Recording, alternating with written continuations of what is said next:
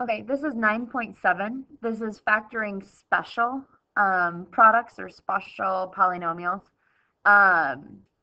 You would have learned how to do this, I believe, in 9.3. But if you saw x plus 3 times x minus 3, do you recall we did these answers where we had x squared, and then your answer would have been minus 9. Because if you had multiplied this out, you would have had x times x squared, x times negative 3, and then x times positive 3 would have canceled each other out, leaving you with only 3 times negative 3, which is why we have negative 9. But if you notice, x squared is a squared value. 9 is a squared value. They call this a difference of squares. Typing is an issue today because it's a subtraction problem and it's of squared values. If you have a difference of squares, you're going to be given this form, and if you see it's a subtraction problem where it's something squared minus something squared. Is it something squared minus something squared? If the answer is yes, is it something squared minus something squared? This is your factored form. X plus 3 times x minus 3. So let's look at it. If you have something squared minus something squared, it's the addition problem times the subtraction problem. So, hold on. Okay, so take a look at the example they've given us. They've shown us that 9x squared minus 4. Well, 9x squared is a squared value of 3x. Sorry. And 4 is a squared value of 2. And it is something squared minus something squared. So look at their answer. Their answer, let's do something pretty. This is their answer. The addition problem times the subtraction problem, but look at the values they used. They used this 3x and the 2. Now, this part here in the middle, pay no attention to that. The whole point of this is doing something easy and quick and not have to work out a bunch of steps. If you see something squared minus something squared, figure out what the things squared were, and then there's your addition problem times your subtraction problem. So here are the questions you ask yourself. All right, is it a binomial? Is it two terms? Are the first and the last terms perfect squared? Is this something squared minus something squared? And it has to be, a subtraction problem. If it's a yes, then you get to do your addition subtraction problem. So z squared is a squared value of z. 81 is a squared value of 9. So is it a something squared minus something squared? Yes. And so your answer is z plus 9 times z minus 9. And that is your factored form. That's it. Here are a list of the first through the 15th factors. I would believe that you guys would know your factors of 1 through 12, but your new ones are probably this 13 through 16. I would start kind of looking over those. I would expect you to recognize them. That's a really good star. But look at what's really cool about the 13 squared and the 14 squared. Those numbers are just transposed. So it's 169 and 196. I almost remember those two together and these two together because 15 squared is 225 and 16 squared is 256. They're just kind of similar. But take a second, write these down. If you get stuck and you're not sure if something's a square, go to page 957 in your book. All right. Let's take a look at these in practice. So, are they a binomial? Yes. This is two terms. Is the first term a perfect square? Yes. It's a perfect square of 4x. Is the second term a perfect square? Yes. It's a perfect square of 3. 4x times 4x, 16x squared. 3 times 3 is 9. And it's a subtraction problem. So yes to all three, then it's our addition subtraction factors. So this is 4x minus 3. There's my subtraction problem. That's supposed to be a 3 times 4x plus 3. So that is your final answer. You should not have any work to do. I know your note-taking guide has a lot of extra weird steps. You don't need them. All you need to do is figure out, is the first term a square minus the second term a square? If your answer is yes, what is the first term a square of? Well, in this case, it's a. The second term is a square of 5b. So, and it is a subtraction problem. So my answer is, sorry, I'm going to start here, is a plus 5b times a minus 5b. And that's your factored form. That's it. Letter D, is that a something squared minus something squared? Yeah. It's 2 and 4n. So my problem is 2 plus 4n times 2 minus 4n. And it doesn't matter if the addition problem or subtraction problem comes first, because multiplication is commutative. All that matters is you have both of those factors. All that matters is you have both of these factors. So those are the factored forms. I'm going to work through number 1, 2, and 3. Let me show you number 4 real quick. Number 4, do you notice that this is not something squared minus something squared? Not at all. But can you factor out a number or a value from each of these? Well, 45 and 80m squared. All of that can be divided by 5, or I can think of it like I'm factoring out 5. And so I'm taking each value divided by 5. Sorry, my squared is hard. Oh.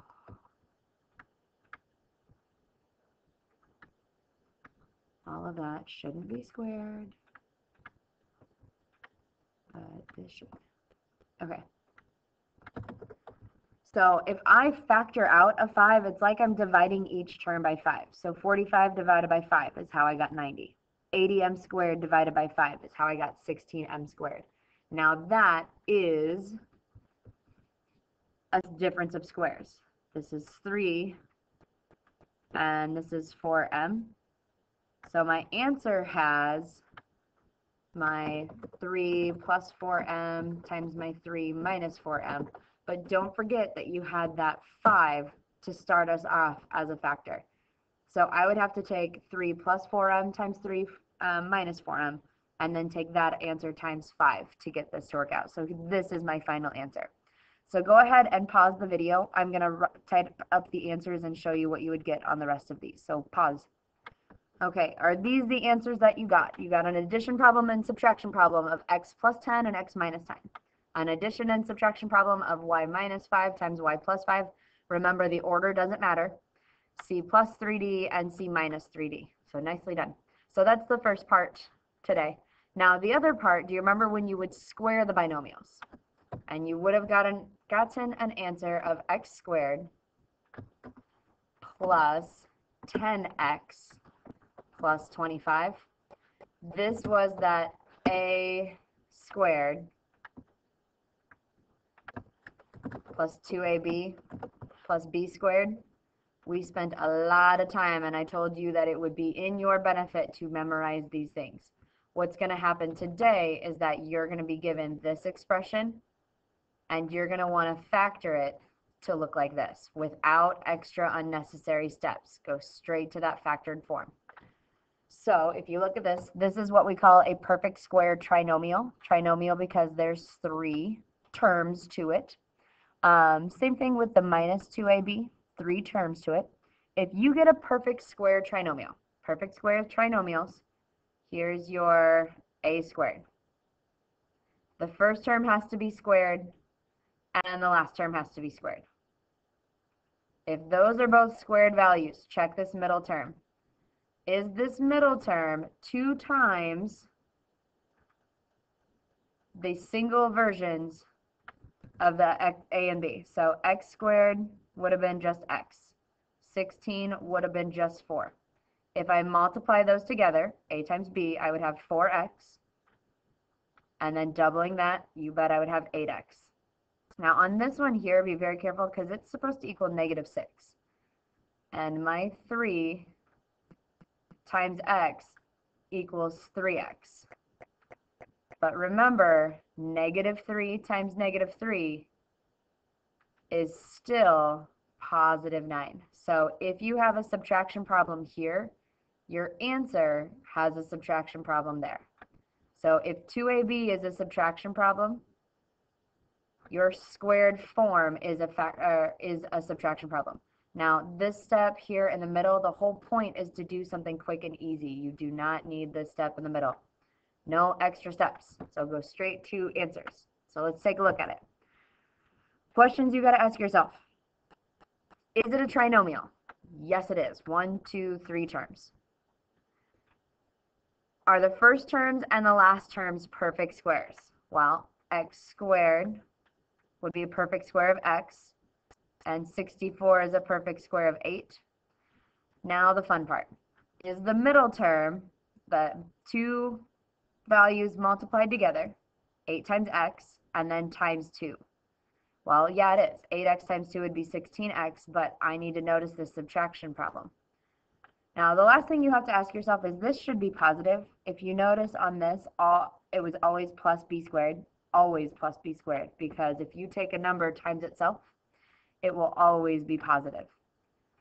So in this case, I have the numbers 8 and x, so x and 8, and this is going to be a perfect square trinomial, but because 2ab is a subtraction problem, this is a subtraction problem. And it makes sense to have positive 64 because negative 8 times negative 8, positive 64. So let's take a look at these. Is A, I'm going to switch colors. Is A a perfect square? Yes, it's a perfect square of 2y. Is the last term a perfect square? Yes, it's a perfect square of 3. If I multiply those two together, 6y, and then times 2, I get 12y. But because this is a subtraction problem, my factored form is going to be 2y minus 3.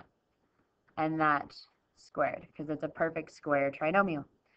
Well, a is squared, 3s. B is a perfect square of t, and if I multiply those together, I get 3st times 2 is 6, and it's an addition problem. So it's 3s plus t. And that expression squared. All right, this last one, D, if you look at it, A is not a squared value because no way can you multiply a number by itself and get a negative answer. So look at all of these values. Do you notice that all of these values can be divided by -3? They can. If I divide all my values by -3, I get s squared minus, z squared minus 8z plus 16, or 48 divided by -3, positive 16. Now I have this -3 on the outside, but do I have a squared value here and a squared value there? Yeah. If I double those together, I get the middle term. So that part in the middle is z minus 4 squared. And remember, you factored out that -3, so it should go in front of your answer. And that would be your final answer. Nicely done. All right, let's take a look at these checkpoints. I'm going to do the answers here. Pause the video and make sure you get the same answers as I do. Pause. All right, how'd you do? Okay, last thing I want to show you guys is, yes, equal to 0. You knew it was coming. Fractions really aren't that scary. Is the numerator a perfect square? Is the denominator a perfect square? That's all you got to ask yourself. So here it's a trinomial, so I'm going to check to make sure that the first one's a square and the second one. Well, 1 and 4 are both squares. And 1 would be 1 squared. 2 would be 4 squared. So 1/2 squared is 1/4. If you got a number like 9/16, 9 is a perfect square and 16 is a perfect square. This is actually the fraction 3/4 squared.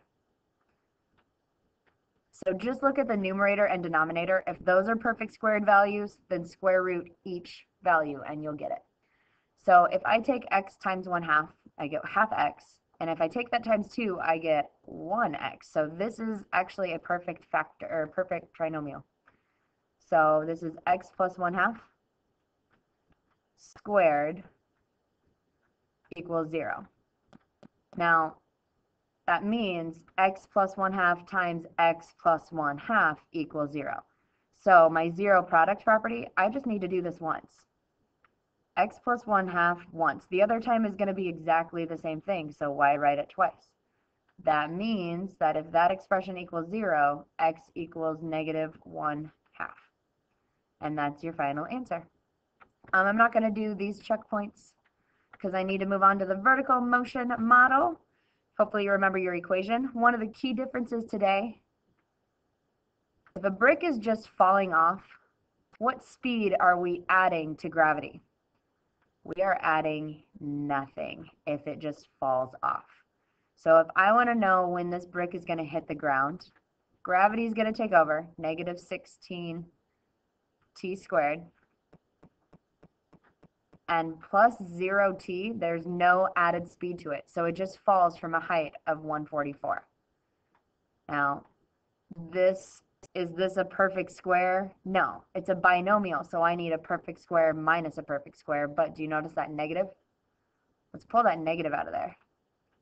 If you divide this all by negative 1, now you have 16t squared, which is a perfect square, minus 144. And that's a perfect square. And now we've got ourselves a subtraction problem as perfect squares. So that would make this negative 1 times 4t plus 12. Yes, I know my t looks like a plus sign. And 4t minus 12.